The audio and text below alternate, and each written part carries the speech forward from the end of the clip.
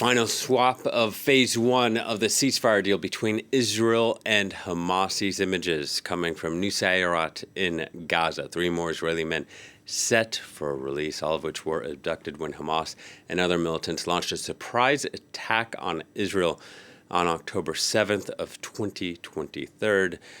Fourth man also will be released later today at a third site in Gaza. There will be no ceremony for that. Now, earlier today, 2 Israeli men were released in Rafah, one who had been held for over a decade, the other since the October 7th attacks.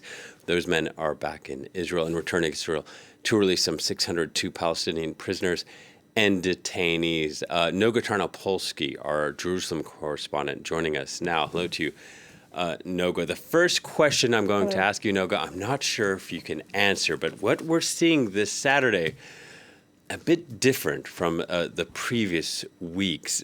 3 different locations, and I want to ask you, what's being made of how this is being drawn out this Saturday? I can tell you what I'm making of it. I think Hamas is trying to draw out, as long as it can, its opportunities for international media publicity, its ability. Now we've just seen in Nuseirat what looked really like a military parade in preparation, though these 3 hostages, or 4, we're not exactly sure, haven't been released yet, but there's been a real military get-up. Hamas is very eager for all of these images to be broadcast all over the world, especially in the Arab world. Hamas perceives these as images of victory. Much of the world has seen these images as an abuse, and we've even seen kind of counter images by very brave Gazan civilians who've sent drones up into the air and shown us that these kind of close lens pictures shown by Hamas that appear to show crowds of thousands, in fact, that sometimes they're just 150, 200 people gathered there. Who knows if they were coerced or not? But I think that what we're seeing today, this amalgamation of 2 releases that were scheduled to be today and next Saturday into one, with 6 Israelis in exchange for 600 Palestinians released today, has given Hamas an opportunity to have the cameras trained on its terrorists, on its militiamen, on what it wants to show the world as its military prowess for as long as it can.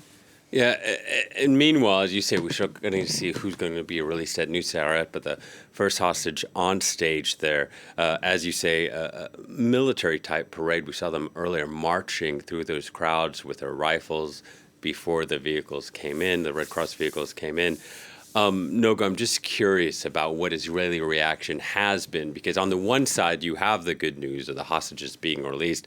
On the other side, you have the concern about the way Hamas has been staging this. And we, like many other media, are showing these images because it is newsworthy. But as you say, Hamas also using it as a sort of propaganda. Right. I think it is very newsworthy, and I think we should be showing them. And I think it's also our responsibility to do exactly what you and I are doing right now, to explain that this is Hamas propaganda, to explain that Hamas is parading civilians that it captured at a dance party, or one of them, Tal Shoham, who was released earlier today, a dad who was spending a weekend away with his wife and kids. They're parading them and showing them off as military trophies. I think it's important that we describe everything that's happening. There have also been controversies, I think we should say, with the images released in previous weeks by the Israeli authorities. In the last 2 weeks now, we've seen a real change there too. Initially, Israel had posted cameras inside the private rooms where family members were waiting for hostages, and then released those images as if the hostages had been able to give freely, their consent to them. That also has shifted over the last few weeks, especially as hostages began to return in clearly very bad shape. So we're seeing an adjustment. But today, Hamas, like the rest of us, doesn't know if we're going to move to a phase 2. It has basically been militarily destroyed by Israel. And so showing these images, showing in some cases arms captured from Israeli soldiers on October the 7th, 2023. These are important images for Hamas to get out there in the world.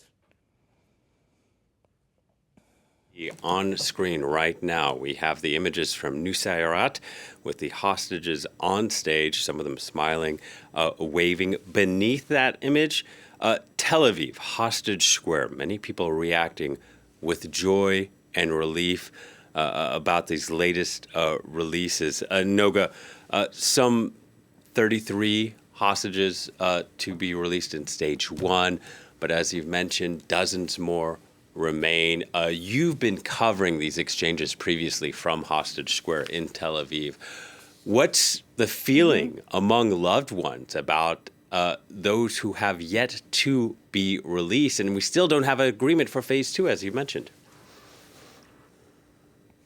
That's right. There is, such a fear that borders on desperation and terror for these families. Some of these families, after 15 and a half months of this, they are really falling apart.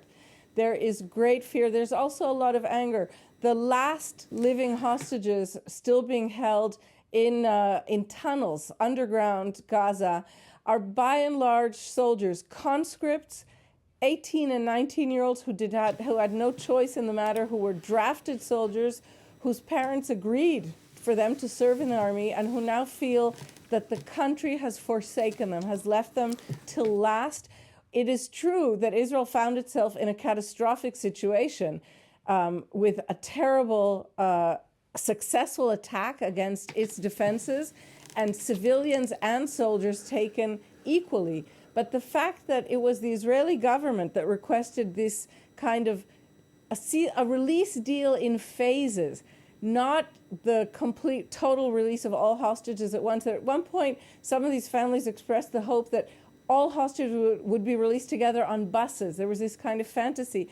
And that's not happening, in great part because the Israeli the Israeli government, is reluctant to declare an end to the war and requested more time.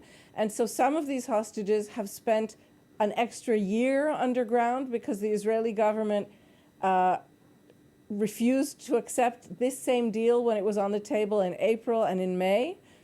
And some of these are spending at least a few more weeks that it is unclear they will survive. There are credible reports from some of the released hostages of some of those they left behind in very, very, very dangerous physical shape.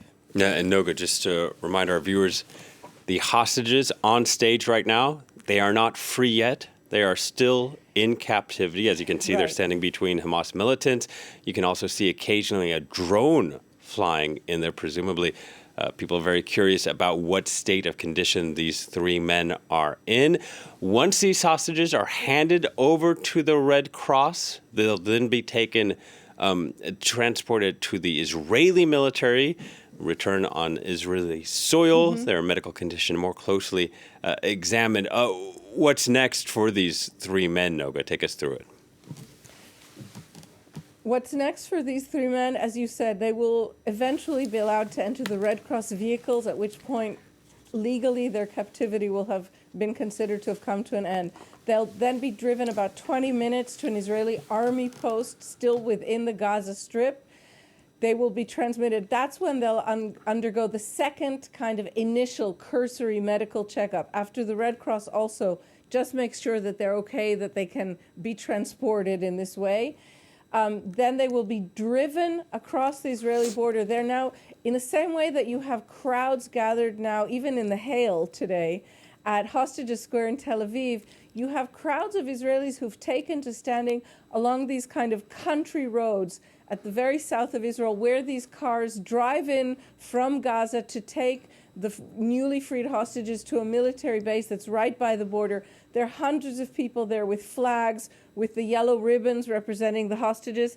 There they will meet the first closest family members who will be waiting for them at the military base. They're allowed to shower, they're allowed to have a small something to eat and drink before they meet the family members.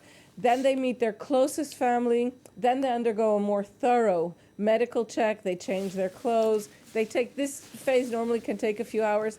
And only at the end of that, we haven't yet seen this coming phase with the first hostages. Only then are they put in helicopters and choppered up to hospitals in the area of Tel Aviv, where they remain at least for a week, and as recent experience shows us. All right, Noga. Thank you very much. Noga Tarnopolsky reporting a story we'll continue to follow throughout the day here on Paris Direct and on France 24.